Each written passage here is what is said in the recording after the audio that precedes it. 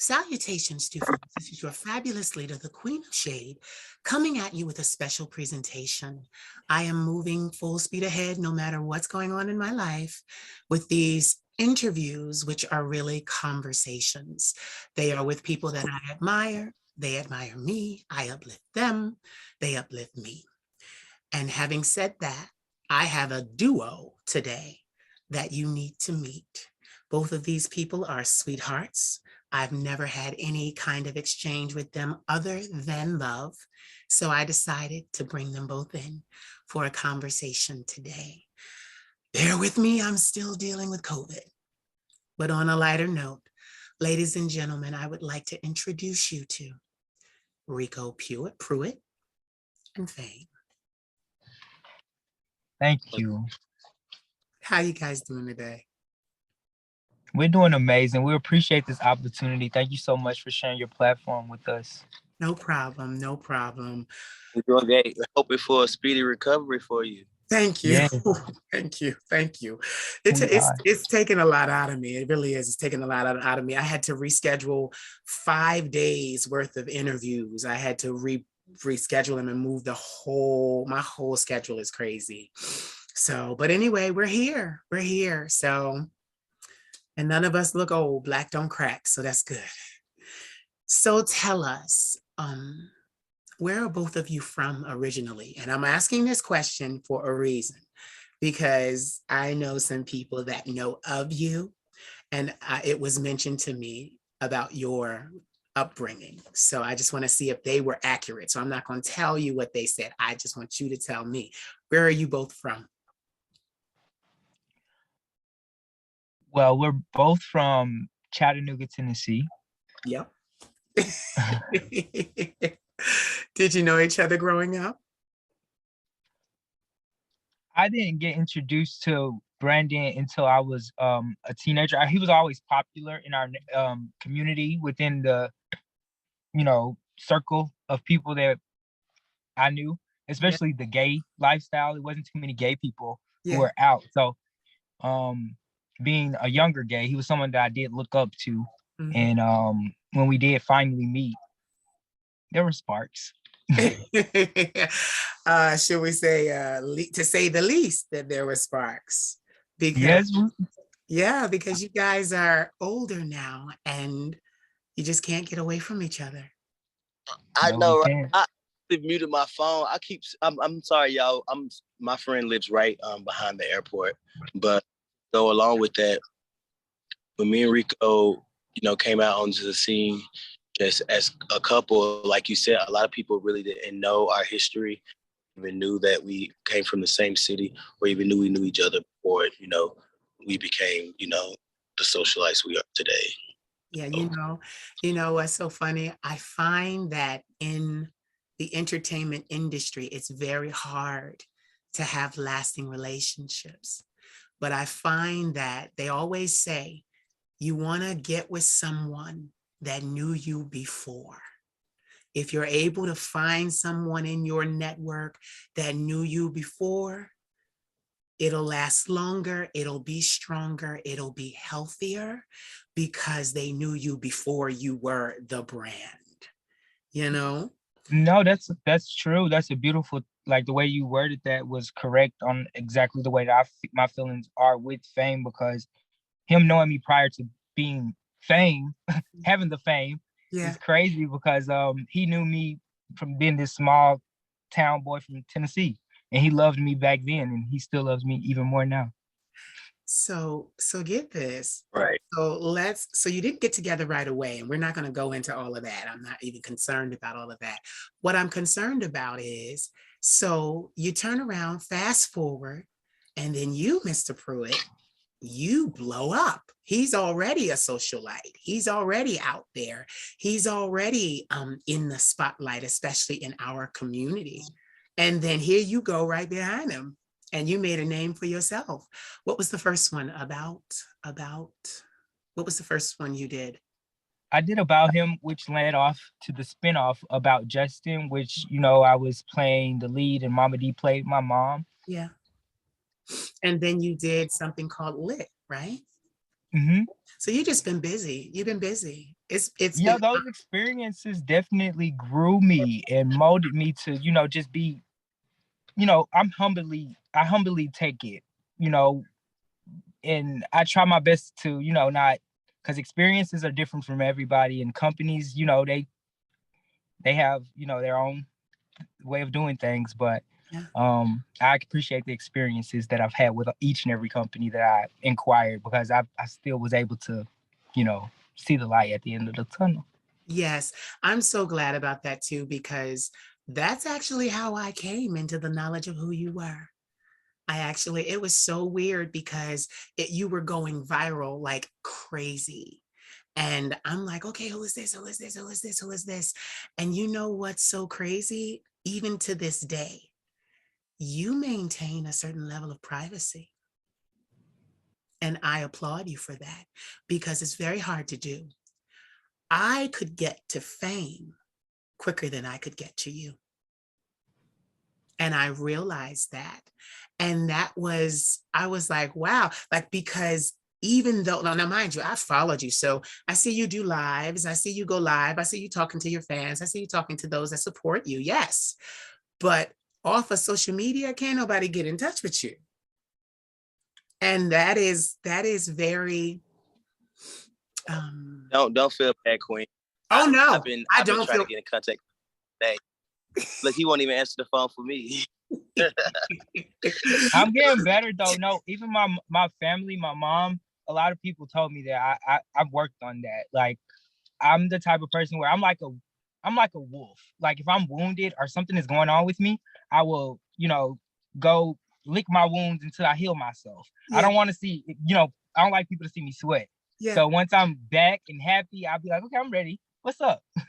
I was actually getting ready to say to you, don't work on that. I like it.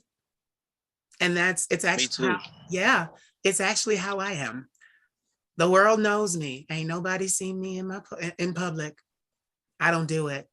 And I plan not to do it. That's why if I do something and there's a concert or a symposium and I'm speaking, them tickets gonna be quite expensive. Because but the thing is, the reason why I'm bringing it up is because all three of us are entertainers. So to be able to leverage your brand, to be able to keep that allure, where you're not oversaturated, and all three of us, you, me, him, we've all gone viral at some point.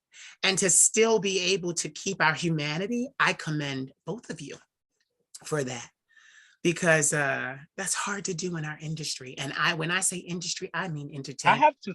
I'm sorry to cut you off, but I honestly have to give credit to my man, because when I first started dating him and I seen the way that he moved, because he has so much structure in his life before we even got into this adult industry, to where I already knew that privacy was key. Like, especially for me to maintain, the brand, protect my brand at all costs. People can't, just have easy access to me, if that makes sense. Oh, it makes a world of sense, because that's what my strategist told me when I first started. You're the golden goose. So I can say this to you. You guys are the golden goose. Nobody should be able to get to the golden goose. Nobody. And that's something that you in this world. I was interviewing someone the other day, a Grammy contender. His name is Alonzo, and he was saying that in the old days, privacy was a really big thing. But nowadays, the industry of entertainment as a whole, no matter what bracket you're in, has changed. They want to know who you fucking, who you sucking, what's going on with this. They don't care about the music. It's not about me and my band was talking about this earlier. Fame can definitely bring some insight on this. No, my thing is, because the agencies are all telling us, expose yourself, expose yourself, expose yourself. It's not the same. They got to see, we got to post what we're drinking. We got to post what we're eating. We got to post leaving, like, it's so crazy. But Fame is good at this. I was actually looking at one of his posts on his page earlier, and I watch this post all the time because I like it. He's walking out of one of the luxury stores, and he was like, when I land, I have to shop. And like, honestly, I don't see that from him often. I don't see that from him often. So I looked and, you saw the other Black man opening the door, and it wasn't even, I liked it because it wasn't even like, even though we know it was filmed, it wasn't forced. Thank you. It wasn't Okay. forced. You are a Sagittarius, aren't you? I'm sorry. Yeah. No, I'm a Libra. My best friend of like 14 years, like growing up, Sag. He a little crazy. Like he would get active, but he held me down. When I say held me down. Fame. My best friend and Rico's birthday is the same day, and I've been best friends with him for 19 years. Yeah. But I think too, sometimes that goes along with, I keep muting the phone, y'all. I barely can talk. It's like 7 planes flying over. But I think just to elaborate more on what Rico's saying and what you saying, if we reach a certain point to where we don't need to do for exposure, you want to still communicate and interact with the community, but you want people to be accessible to you to where they get tired of seeing you all the time and they can reach you all the time. There is some type of simplicity to the fantasy that you're trying to give. You don't want to, we're giving off this fantasy of that maybe one day in some time that they could get this experience. It's experience to be with us. I think it's easy for me to go through messages and stuff and see who's serious about spreading a good message, like somebody like you or somebody who's going to pay us. I think it's easy when it comes off as in, let me see this or let me see that, or I want this or I want that, or the genuine love you done showed us from whenever I had my Instagram page for like 4 years. You always been on there, and I always, support you. And Rico, always watch your stuff. And I think that me just being in the community, I'm 32. I've been openly gay in Atlanta club life since I was 15. Wow. All the promoters, from older people to younger people, be able to transcend through that time. I think it does come to a point to where you don't want to be out there all the time and have people be able to reach you. And like Rico, right when he was doing the About Him and About Justin, I think it was a little bit more because he was out there, and it was more of, it was like, I'm hitting the ground running. Why not stop now? I think we've reached a point to where now we want to use those platforms to better ourselves, to create something else that's going to have some type of longevity, some type of like consistent money where we don't have to work that hard. I think we just get a little complacent, being with us too. I don't really have to do that much. He don't have to do that much. We both gonna take care of each other. It's like we don't even have to film that much. We just, I don't know. You get to a point to where you got to figure out what's the next step. I think me and Rico definitely are in that transition. Yeah, our stage. It's so funny. We all are, because this is what was next for me. I had been giving for 6 years as of New Year's Day. I gave social media 22,000 60-second clips from me. Motivation, inspiration. I'm a workaholic, and I changed myself to my desk for 6 years and just worked. And it was so crazy. I love what we're talking about right now, because what was so crazy is I oversaturated the market. I put my product out there over and over and over again. But even with oversaturating the market, what's my favorite color? What's my favorite food? What do I like to do in my downtime? They don't know. And I'm saying this because what all three of us are doing, it's an art form. And to be able to create that space, because we're all thinking about that. Like I said, I did that and I didn't make a dime. And I was like, okay, I'm doing everything correctly. Now, mind you, it was coming out of my pocket. All of this coming out of my pocket, all 4 of my trademarks coming out of my pocket, everything copyrighted coming out of my pocket, 4 albums coming out of my pocket, and people weren't putting into my pocket to replenish. But I find that, I say this myself, all the public wants from us is more. Right, always. And I can't live like that. I'm planning to move to another country. I'm going to France, where I started. I started at 22 years old in France as a fashion model. And I'm not going back to model, but I'm going back to take my entire career. I've been building my network and my arsenal and my career for 17 years. Mm-hmm. And, I just, like you said, I don't want to have to work so hard all the time. Now, me, I'm a hard worker. I work very hard. You guys, hard workers. I can see it even in the content that you put out. You can see the thought behind it. You can see that it's deliberate. You can see that everything down to the glass is in its right place, you know? So you pay attention to detail. That's you, Rico. You pay attention to detail. And, you know, with all of that, you're right, even with what you're saying, and I'm pulling you into this, you should be paid for that. Yeah, I think go ahead, babe. No, I think it's big with all the other platforms doing too, you know, especially considering the way that people are getting instant fame and instant money from social media, or it's like YouTube, you know, TikTok. I feel like Instagram is starting to maneuver around and give people, like the creators, the option to make money, with whether it's, you know, bonuses or reels, or if it's badges during your lives. Everybody understands that people are only on these platforms for people like us that are distributing the content, and people want to see us. They're not on Instagram to just watch themselves. They want to watch people, and the people that they want to watch should be getting paid just as much as the people who advertise in their ads, just as much as the people who own the platform. Everybody should be getting paid. And I really commend everybody. Really, that's going to motivate people. It's an incentive to get more people on social media, but you have to also know a difference between, you know, real life and social media. Like, you have to set boundaries, and you have to just know, you know, what you should be telling people and what information they should be knowing, and some stuff what should be personal and that you should keep to yourself. Yeah, I leave.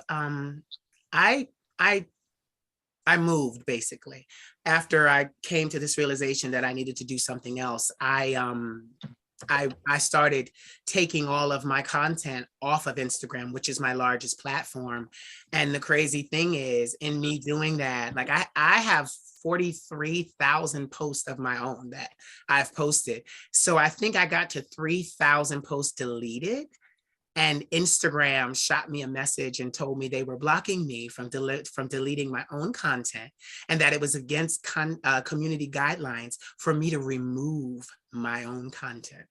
They said that to me on Facebook before. So then when I continued, I had never seen this, just like our iPhones, you turn around and an interface popped up in Instagram, told me, tilt your head up, tilt your head down, tilt your head to the left, tilt your head to the right. Now press send. They wanted to verify that it was actually me deleting my content. And what that did is, some people were like, oh my God, they trying to keep, it sent a message to me of the power that I possess, you know? Right.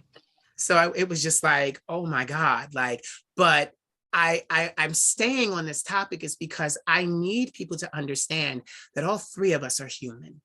And we are not always going to be at our best. We're not always going to want to film. We're going to be sick like me today. You know, but humanity is something that should never get lost, even though all three of us, this is an illusion. I'm a trans illusionist. I'm not transsexual or transgender. So, but I like what you said, Fame. This is the fantasy. And even though we provide the fantasy, people don't use their hearts or their emotions enough to understand that, okay, you know, all right, these people are real people. You know, they're so caught up with, do what you did last night. And you like, all right. Well, I also tell Rico too, because I used to commend Rico by how he handled his fans, and then he turned around and he's been telling me how I handle, you know, the people that come in contact with us.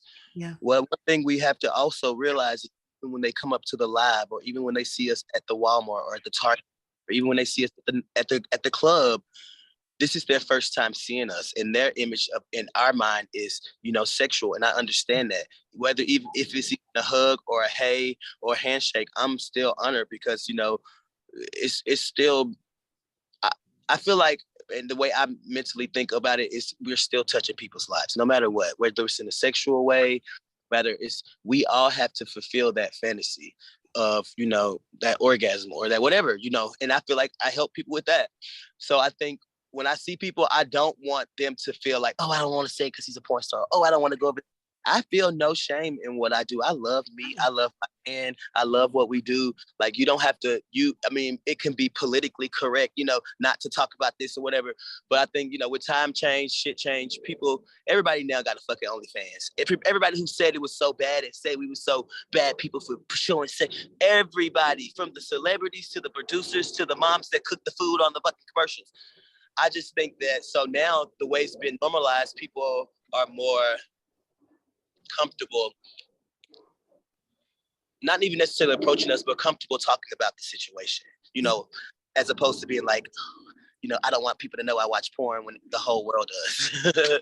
Yeah, I was getting ready to say, I like before social media, and that's where people get it wrong, because I haven't really shared a lot of my story, but I'm starting to now. But before I came to social media, like I said, I was already an entertainer. I was already about to sign to a major record label in New York. I was already, a fashion model in Paris. I was already doing things to make my way into a successful career. And my thing is like, yes, you're right. You're touching people's lives. I even had the opportunity in 2007, I believe. And from 2007 to 2009, I played a female phone sex agent at an agency. And what I loved about that was it gave me an in-depth look into what was really desired. And when I would talk to those men, and when I would take them through the psychological fantasy, and then find out that underneath all of that, they wanted this, and that this was okay, and that this had its place, instead of being looked at as vile or this or that. And I remember my boss, because me as a guy, it was fun for me. There were a lot of girls there that were, they were in lesser situations, and they were trying to get out of it, and they were trying to do what they needed to do to go to school or do whatever. For me, it was truly a fun experience, because I was not a woman. I was a man, and that in itself was kudos. And being able to carry and deliver that, and then I became one of the most highly sought after voices in our call center. And I remember my boss saying to the girls, because one day they said something really disparaging about one of the customers. And my boss looked at them and was like, excuse me, sweetheart, don't talk about the men that way. And I stood right there because I knew where she was going. I have a high level of aptitude, so I knew where she was going with it. But she told her, she was like, first of all, these men pay your bills. These men pay your bills. They call, and this is the thing, they called every day, all day, Christmas, holidays, everything. We always spoke to them. And she was like, and that's when I learned that, like you just said, the industry of adult entertainment is a $1 billion industry. And it is a $1 billion industry because the supporters are making it a $1 billion industry. So when I realized, this is entertainment, that's literally where I got my second wind to come on back out here. And I came to YouTube singing. It was literally because that put the money in my pocket. I was living on my own. I was battling mental illness. That paid for all the equipment I needed. That paid for the apartment. They paid for the computers, and it paid for everything. And I never, I always used to say that. I look at men twice when they be like, oh, I don't watch porn. And I'm looking at them like, but that adult entertainment teaches each and every one of us how to be passionate, what to do. Because as young gay men, we didn't have somebody during puberty to be able to go to and say, I'm interested in having intercourse with a guy. We didn't have our fathers openly embrace us about our coming out, so this question is to you, Fame. You came out at 15. What was that like for you and your family experience? Well, I have 4 brothers and just a single mom. It was a really smooth situation as I come to think about it, hearing other people's story. Mm-hmm. I think my family was really accepting of me. I was really outspoken already. I feel like my mom too kind of spoiled me when I was younger. I think I was really just active doing stuff. I had girlfriends even after I came out and stuff, but like it was just a situation when my mom thought she was gonna be like shady towards me. And I quickly responded with what she exactly wanted me to say. You know, she was like, "You haven't had a girlfriend in a long time." And I was like, "Well, I got a boyfriend." And that was like, and she was like, "Oh yeah." And I was like, "Yeah." My little brother started laughing just like you did. And don't mind you, two of my brothers was in the room. And then my other brother was just like, "Oh, he just didn't really act like he didn't hear me." And ever since then, I mean, my family, I told my family, my brothers first, and I really never really just like came out and been like openly gay. I think the first time I ever even really posted like a boy on my page or any of my social media was when I was with the boy I was with before Rico. Right. So like, it wasn't like a bad thing. I think my mom, she definitely tried to turn to God. They put me in a few church schools, like Seventh-day Adventist and Catholic schools. I wasn't having that. So after 3 years of going to them type of schools, they put me back into regular school. And after that, it was just it was copacetic, I guess. Wow. See, this is what I don't like about our communities, because mine did the same thing. I come from a family that on my mother's side, I have 2 aunts and I had 2 uncles. One passed of AIDS back in 2005. But all of my aunts and uncles were gay and lesbian. All of them. Two of my aunt is, and my uncle is too. Exactly. My mom's really openly and passionate about it. My brother, no one in my family or anybody, even when I come to think about it in school, I guess because like in school, I wasn't just like, woo, you know, like I was still a nigga. I was still chilling. I mean, I had a lot of female friends. I had a whole bunch of male friends. I mean, and I think a lot of males kind of knew because they would always try to get me to put them on with females and stuff. And then after a while, I just started just doing whatever the fuck I wanted to do. So people just kind of knew. Right. Rico, how was your experience? Yeah, because you just sitting there. Quiet. How was your experience coming out? No, I was just listening, taking it all in, because I've known, like I said, I know Fame for a while, and his story was inspiring to me. It actually helped me come out because he knew, like my all the boys in my family, they pretty much sold drugs or played sports. Mm-hmm. So like, or if they was gay, they wasn't out. Right. Right. So when I decided to make that choice, I moved away. Like, before I moved away, I came out though. I did come out to my grandmother because I was dating, it's embarrassing to say, and I try not to say this during interviews because it kind of makes people look at us twice, but I'm just being honest. This is how we met each other. Me and Fame were roommates. Yeah. And I was dating his cousin at the time. Right. And at the time I was unsure of, myself and just my sexuality, and just being around more gay people helped me come out of my shell. So I was living with gay people. I was rather me tell my grandmother that I'm living with, gay people than she hear it in the streets. Right. So I was kind of like forced out of the closet. Oh, and then I moved away because I got scared. Like I was like, people wouldn't, like my friends that was cool with me in high school, even my cousins that used to hang out with me, they just looked at me different. It hasn't been the same. So kind of was like, okay, I'll just have my own life, create my own family and friends. And that's pretty much what I did.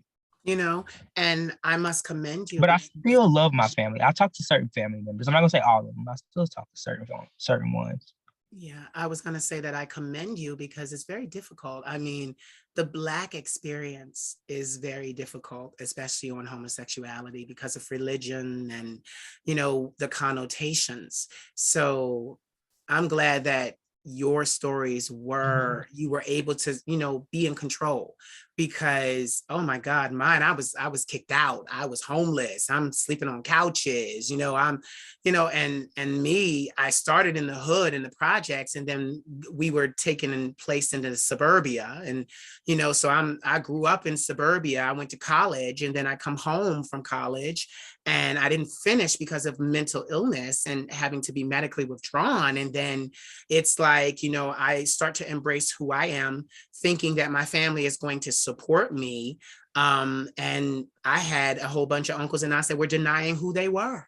because of church. So it just was not it was not a ideal situation. But excuse me, in hindsight, I thank God for the experience, because it taught me a lot. It taught me a lot. And I'm way more compassionate with people. Like, I'm way more compassionate with people that are even not in the lifestyle. It's just because we never know what someone is dealing with. We never know how they're dealing with it. And family, like I like, that was the deepest pain I had ever felt, to be excommunicated from my family. I couldn't even function. And being a Libra, I'm a family-oriented person. I couldn't even function. I was the resident cook from like 12 to like 18 in my house. And I prepared all the meals. Like, that was my thing. And then being kicked out and cast out, and my brothers and sisters not knowing what was happening, I like totally, like, it was like amnesia. Like, I couldn't remember who I was. I couldn't remember how to cook. I couldn't remember anything. And I had a lot of friends that had to help me, get myself back together. And it's kind of crazy, because even to this day, we are now, the three of us, we are now who we are. And even with my family now, it's still not kosher. It's not kosher. They looking at me though, they sniffing around though, trying to see if they can catch a gold coin or something.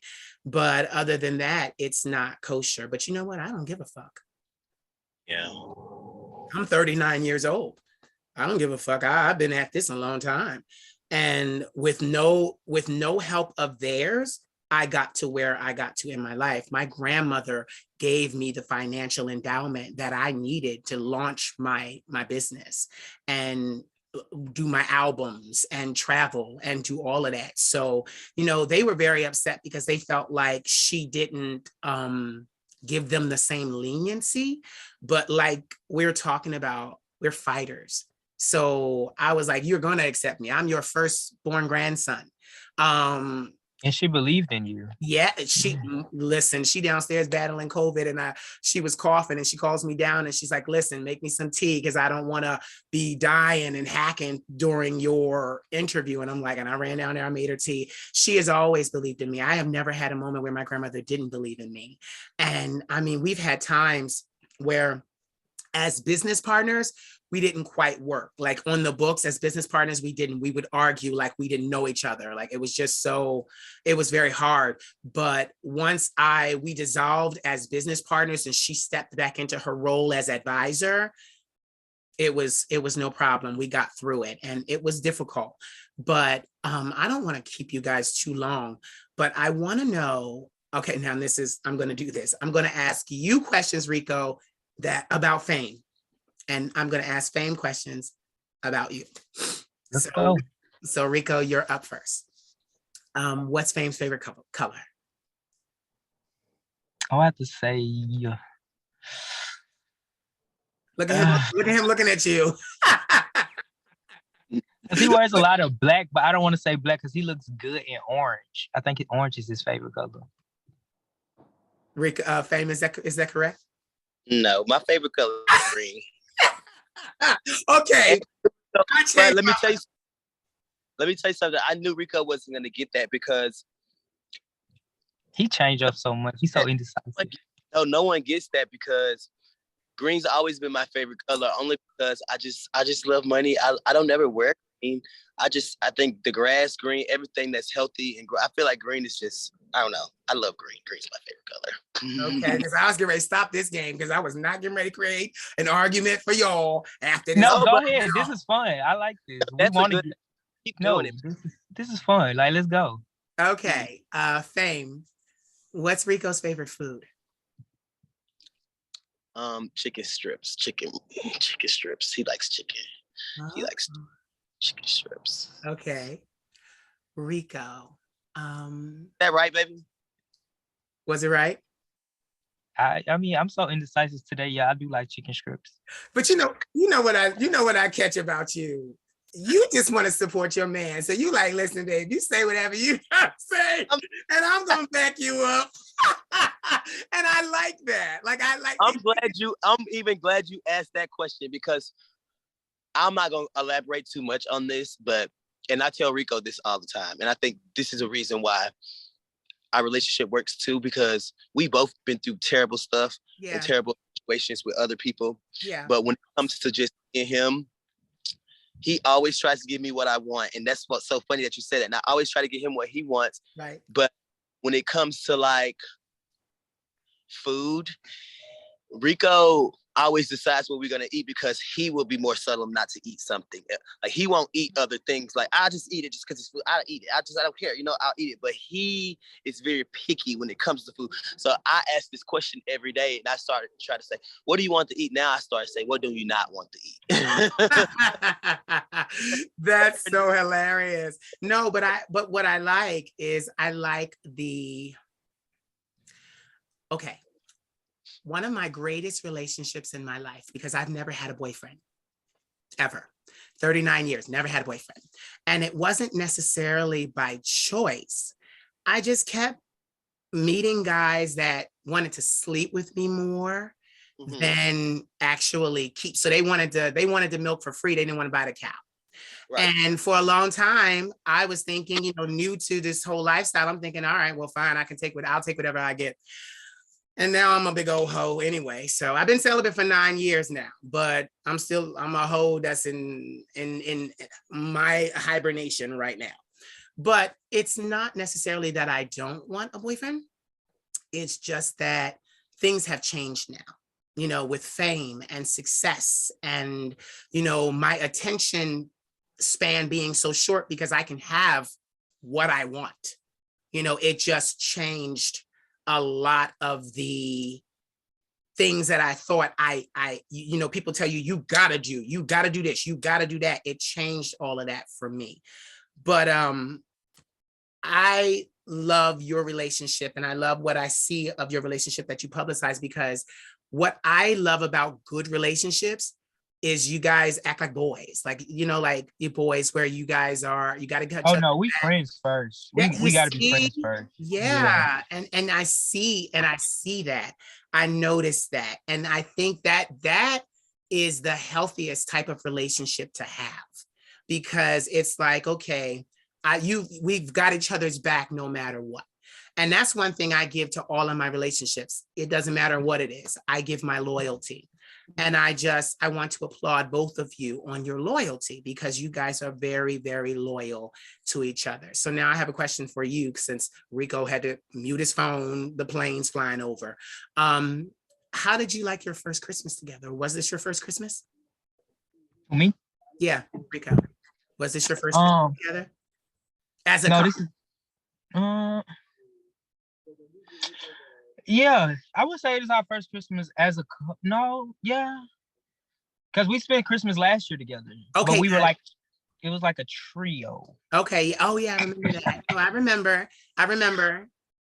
But no, this first Christmas together was. That's why I kept talking over y'all, but y'all wouldn't stop. I knew I muted my phone.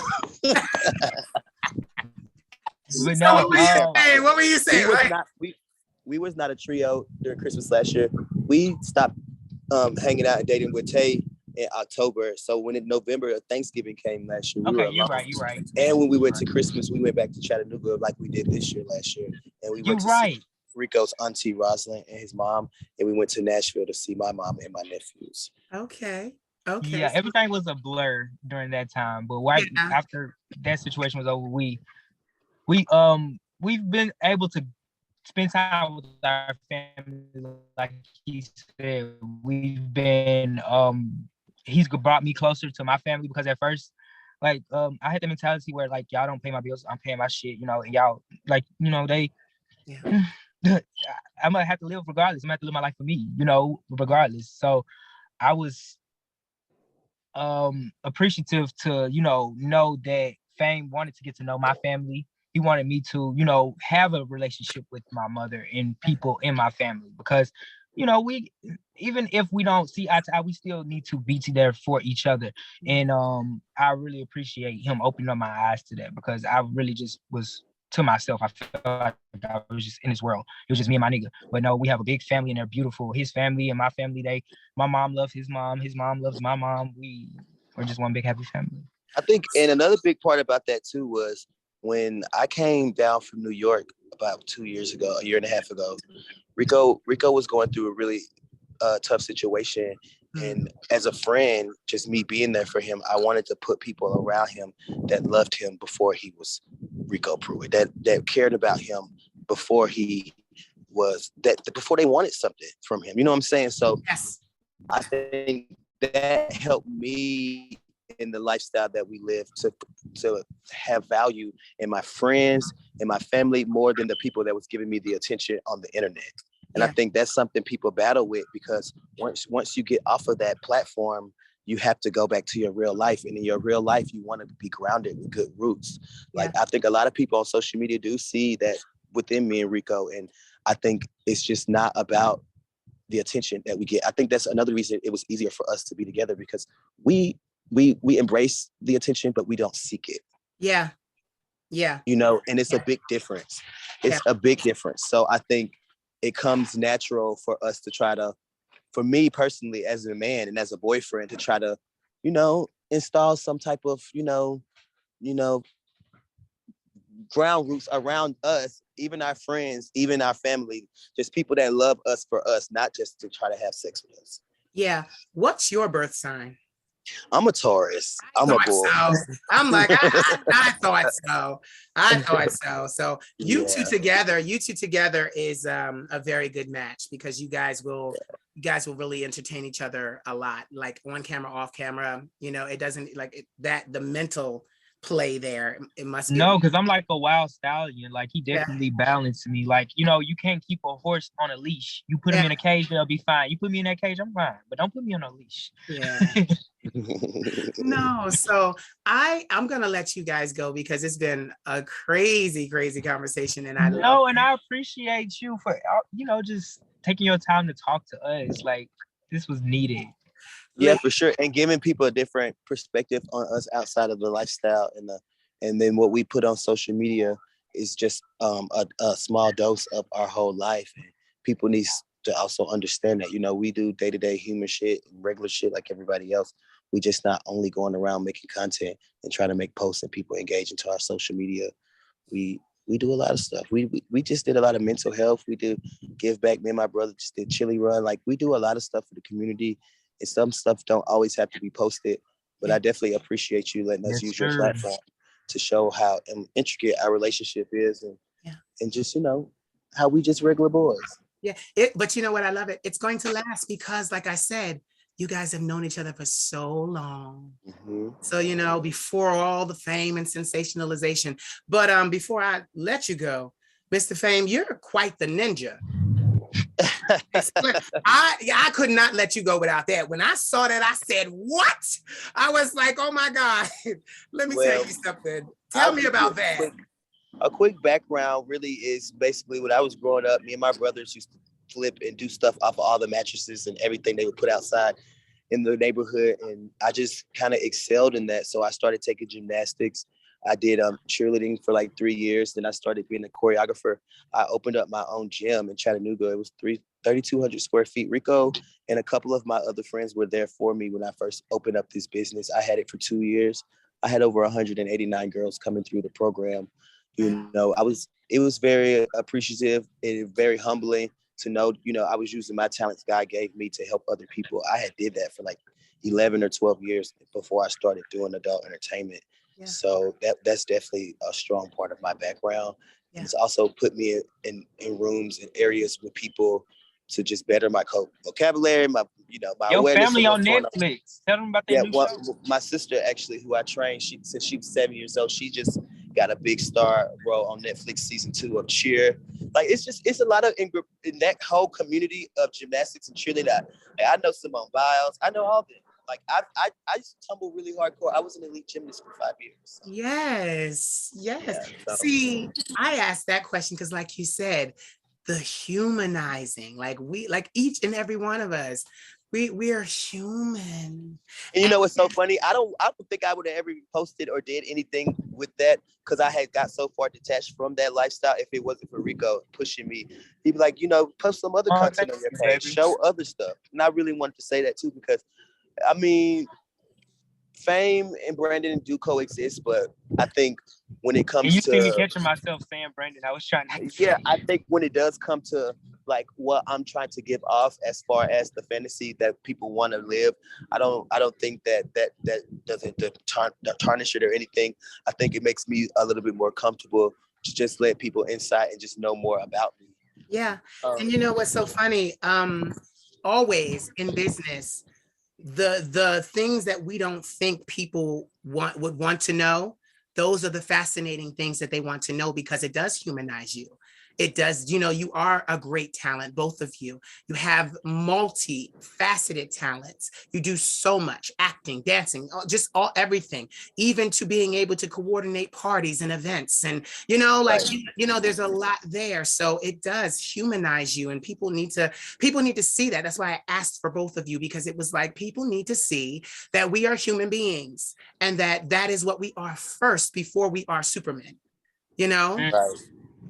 So it's crazy. It's always good to have interviews to go back down memory lane. It's really funny. And we've been waiting on this opportunity. We definitely have to do this again. Like we like, you inspire us. Like, for real, we love watching your clips. They are very motivational. Thank you. You're somebody that we look up to.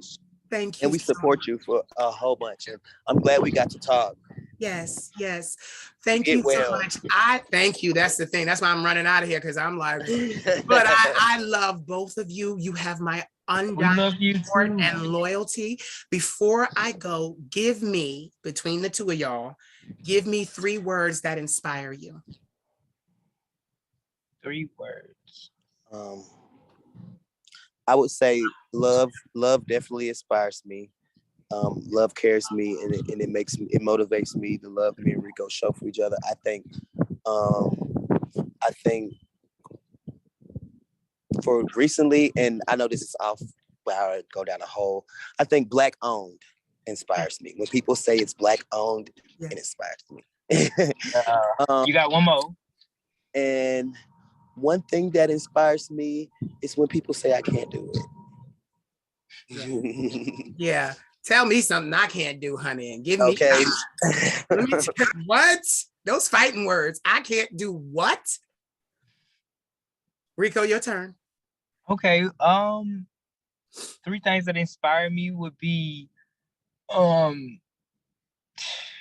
guess this is more than one word, like more than 3 words, because this is also one. It's just like, I guess, the pursuit of happiness, trying to be happy, just happiness in general. Yes. I guess that's one. Yes. Love would be another one, of course. And trust. Yes. Good boy. Trust inspires me. Like, if I feel like if you don't have trust with someone, then you really don't have anything. Right. Fame muted his microphone again. Oh, there it is. Oh, because somebody came to come talk to me. I was listening to y'all. Well, listen. I know where everybody can find you. I usually say, tell everybody where they can find you on social media, but I'm going to put all the links down in the bottom. And if they don't already know, they live under a rock. If you don't know, now you know. Right? So thank you so much for sitting down and talking to me, even though you couldn't be in the same place. Y'all made it happen for me. And I appreciate it. And like I said, we will do this again. Anytime. Like, we love you. No, I love you too. I love you both. We will.